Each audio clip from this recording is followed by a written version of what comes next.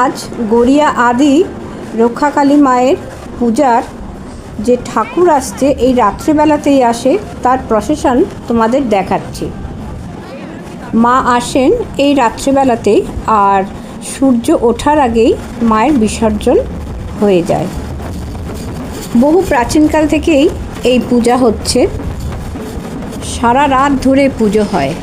বিশাল line পড়ে পুজো দেবার, মায়ের ভক্তরা পুজো দেয়, আর 1000-2000 লোকের প্রায় ভোগের ব্যবস্থা থাকে।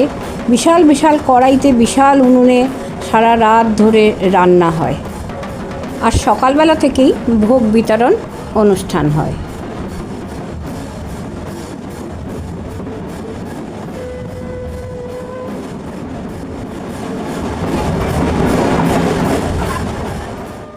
একটি ঘোড়ার গাড়িতে মায়ের মূর্তি আনা হচ্ছে। মায়ের মূর্তিটা খুবই ছোট, মায়ের কালো বরণ, ভীষণ ছোট মূর্তি, কিন্তু মায়ের মুখটা এখন দেখা যাবে না, শুধু এই গাড়িটা করেই আসছে, আমি সেইটুকুই দেখালাম।